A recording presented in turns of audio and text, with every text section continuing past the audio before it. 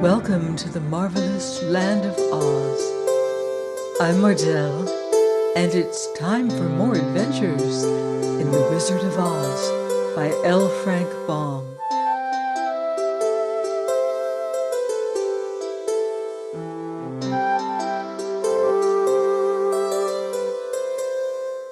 Chapter 21. The Lion Becomes the King of Beasts.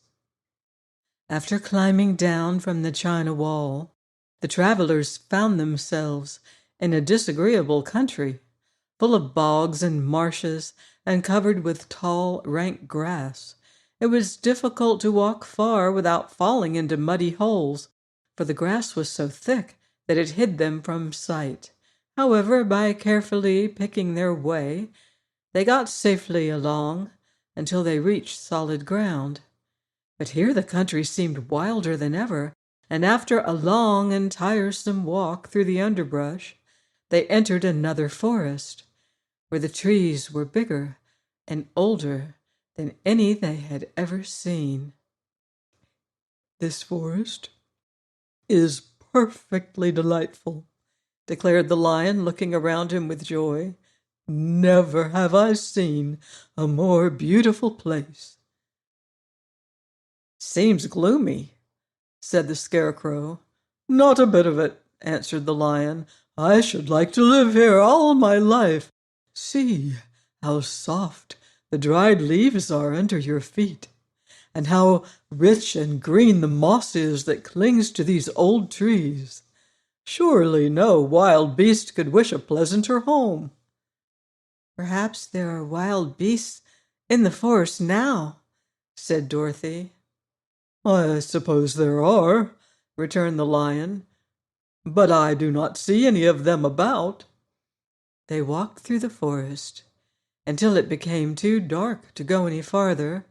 Dorothy and Toto and the lion lay down to sleep, while the woodman and the Scarecrow kept watch over them as usual. When morning came, they started again. Before they had gone far, they heard a low rumble, as of the growling of many wild animals. Toto whimpered a little, but none of the others was frightened, and they kept along the well-trodden path until they came to an opening in the wood, in which were gathered hundreds of beasts of every variety. There were tigers and elephants and bears and wolves and foxes and all the others in the natural history, and for a moment Dorothy was afraid. But the lion explained that the animals were holding a meeting, and he judged by their snarling and growling that they were in great trouble. As he spoke, several of the beasts caught sight of him, and at once the great assemblage hushed as if by magic. The biggest of the tigers came up to the lion and bowed, saying, "Welcome, O King of Beasts! You have come in good time to fight our enemy and bring peace to all the animals of the forest once more." "What is your trouble?" asked the lion quietly. "We are all threatened," answered the tiger, "by a fierce enemy which has lately come into this forest. It is a most tremendous monster, like a great spider, with a body as big as an elephant and legs as long as a tree trunk.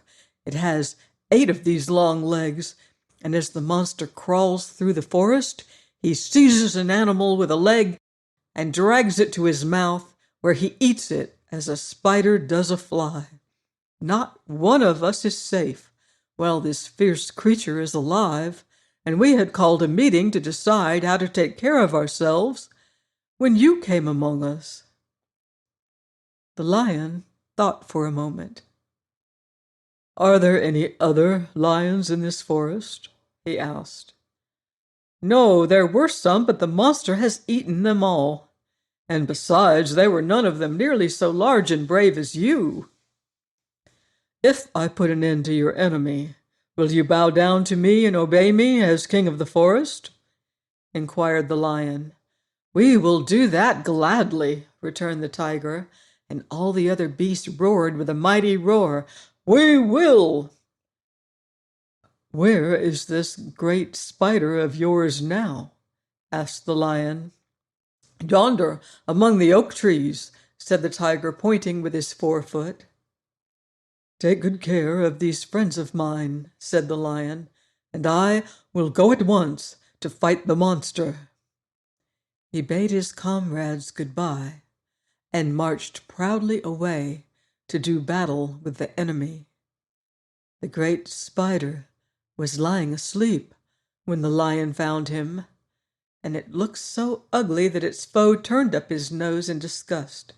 Its legs were quite as long as the tiger had said, and its body covered with coarse black hair. It had a great mouth, with a row of sharp teeth a foot long, but its head was joined to the pudgy body by a neck as slender as a wasp's waist. This gave the lion a hint of the best way to attack the creature. And as he knew it was easier to fight it asleep than awake, he gave a great spring and landed directly upon the monster's back. Then with one blow of his heavy paw, all armed with sharp claws, he knocked the spider's head from its body. Jumping down, he watched it until the long legs stopped wiggling, when he knew it was quite dead. The lion went back to the opening where the beasts of the forest were waiting for him and said proudly, "You need fear your enemy no longer." Then the beasts bowed down to the lion as their king, and he promised to come back and rule over them as soon as Dorothy was safely on her way to Kansas.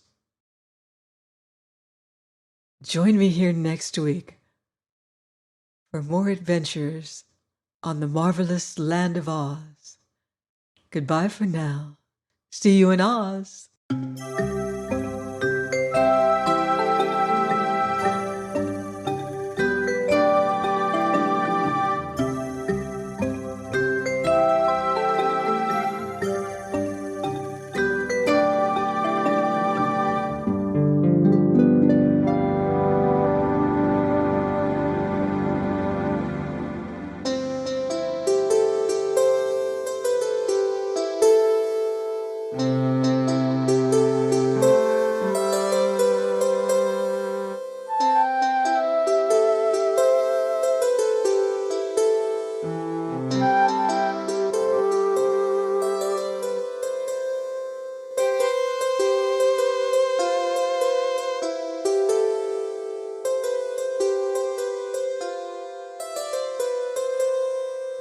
you.